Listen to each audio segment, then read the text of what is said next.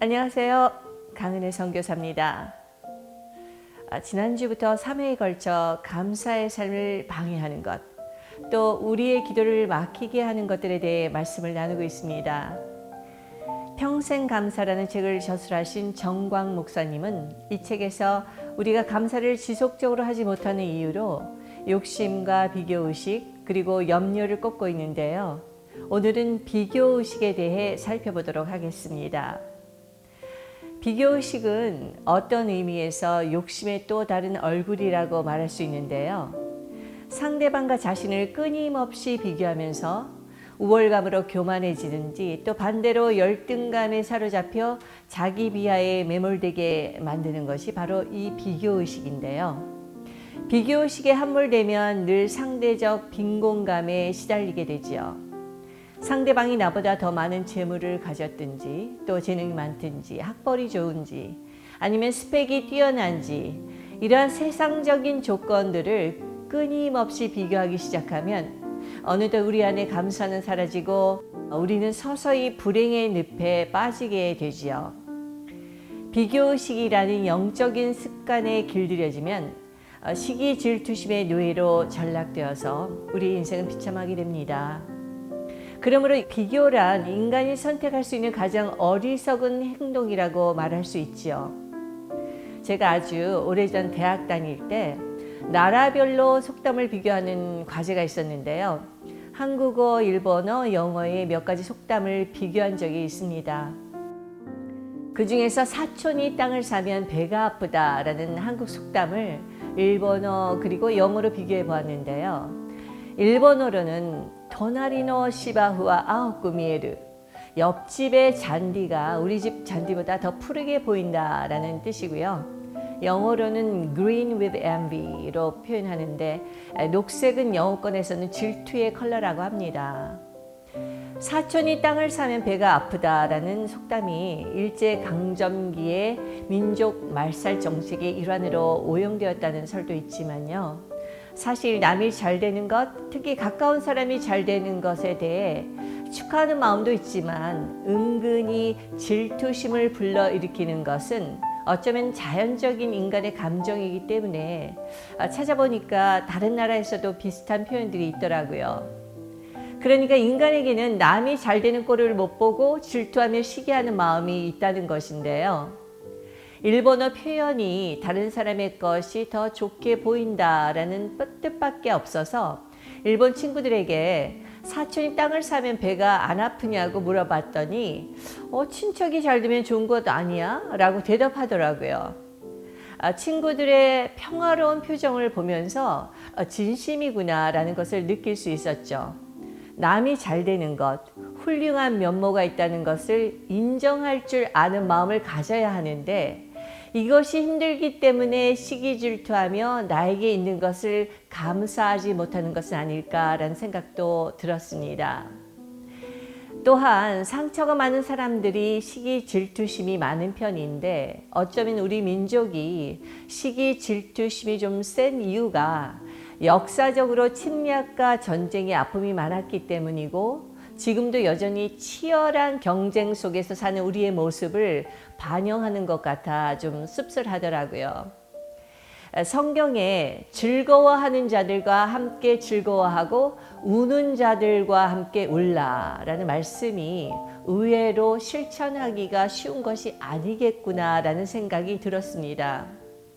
사실 시기 질투란 비교의식에서 나오는 것인데요. 지금 한국을 병들게 하는 것이 바로 이 비교의식, 나아가 경쟁의식이 아닌가 싶습니다. 경쟁에서 꼭 이겨야 한다는 강박 속에 공부하는 학생들이 학업과 진학에 대한 지나친 스트레스로 인해 어린 학생들이 극단적인 선택을 했다는 안타까운 소식을 들을 때가 있지요. 줄곧 2등을 해온 우수한 학생이 너는 1등은 할 수 없니? 라는 부모의 한마디에 자신은 결코 1등이 될 수 없다며 생을 마감한 안타까운 뉴스를 들었던 적이 있는데요. 정말 경쟁과 비교의식 속에 1등 제일주의가 낳은 비극이란 생각이 들었습니다. 우리가 자주 사용하는 엄친아라는 말도 따지고 보면 비교하는 문화에서 생성된 말인데요. 우리나라는 학업을 넘어 재력, 외모, 스펙 이 모든 게 비교의 대상이 되며 성형이 지나치게 성행하는 것도 지나친 비교의식에서 나온 것이 아닐까 싶습니다. 미국의 유명한 여배우들의 얼굴에 점과 잔주름이 생겨도 자신의 있는 모습 그대로 나이를 먹어가는 그들의 당당함이 때로는 부럽기까지 하는데요. 정말 우리는 왜 매사 이렇게 피곤하게 살아야 하는 걸까? 우리나라 국민 모두가 경쟁과 비교의식의 주문에 걸려버린 것은 아닐까라는 생각이 들 때가 있습니다. 그런데 끊임없이 자신과 남을 비교하는 사람의 눈에는 장미꽃의 아름다움보다는 거기에 있는 작은 가시의 시선이 머물게 된다고 합니다. 다른 사람을 볼 때도 자신을 볼 때도 수많은 장점보다는 단점이 눈에 들어와 그것이 거슬리게 되지요. 이런 사람은 2% 부족한 것에 안달하며 살게 되고 자신이 가진 것보다 갖지 못한 것에 늘 신경 쓰며 살아가게 된다고 합니다. 이렇게 되면 불평을 달고 살게 되는데요. 사실 많은 악성 댓글도 이런 심리에서 나오는 것이 아닐까 싶습니다. 이렇게 살다 보면 문제는 본인만 불행해지는 게 아니라 주변 사람들까지 그리고 가족까지도 불행하게 만든다는 것인데요. 반대로 감사의 습관에 길들여지면 보는 것마다 감사의 조건이 되고 입을 열면 감사가 샘솟듯 터져 나오게 됩니다. 그런 사람은 한평생 감사로 행복한 인생을 살게 되고 주변 사람들까지 해피 바이러스를 감염시키죠. 80년대에 보았던 영화 중에 아마데우스라는 영화가 있는데요. 이 영화는 비교의식에 빠진 살리에리의 비극이라고 부제를 붙일 수 있는 영화입니다. 이 영화에서 주인공 살리에리라는 인물은 당대 최고의 궁정 음악가였습니다. 모차르트가 나타나기 전까지는 많은 사람들의 존경과 사랑을 한 몸에 받았던 사람이었죠. 그런데 그를 가장 화나게 한 것은 자신은 밤잠을 설쳐가면서 온 힘을 다해 작곡을 해도 사람들은 자신의 곡을 기억도 하지 못하는데 여자들과 어울려 놀면서 짜투리 시간에 취미 삼아 작곡하는 모차르트의 음악은 불후의 명작이 된다는 것이었습니다. 그를 더욱 비참하게 만든 것은요, 자신에게는 모차르트의 천재성을 꿰뚫어보는 안목을 가졌다는 사실이었죠. 그는 끊임없이 모차르트와 자신을 비교하며 살아가는데 마침내 하나님께 절규하며 이렇게 기도합니다. 하나님, 왜 저에게는 천재성을 알아보는 능력만 주시고 모차르트와 같이 천재적인 음악을 작곡할 수 있는 능력은 주시지 않는 겁니까? 결국 비교의식과 열등감은 살리에리의 인생을 파멸로 치닫게 하지요. 그 인생 결국 정신병원에서 마치게 됩니다. 이렇게 끊임없는 비교를 통해 사탄은 우리를 시기 질투의 노예로 전락시켜 우리 인생을 비참한 나락에 빠지게 합니다. 인생을 비참하게 만드는 것은 사실 우리가 실패했거나 재능이 없기 때문이 아니라 인생의 비참함은 비교의식에서 나오는 것이죠. 이렇게 우리는 살아가면서 수많은 비교의식에 사로잡혀 우울해지고 소외된 느낌을 받을 때가 있는데요.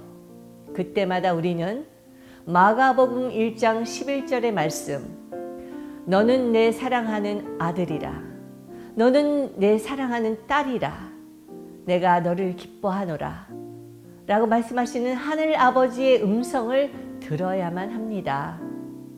욕심과 죄로 말미암아 멸망할 수밖에 없는 나를 구원하시기 위해 자신의 사랑하시는 독생자를 내어주시기까지 나를 사랑하신 하늘 아버지의 그 사랑, 우리의 어떤 모습이라도 있는 모습 그대로를 사랑해 주시고 받아주시는, 그리고 또 기다려 주시는 하늘 아버지의 그 자비하신 그 음성을 들을 때 우리는 비로소 비교의식의 굴레에서 벗어날 수 있고 경쟁의 질주를 멈출 수 있게 되는 것이죠.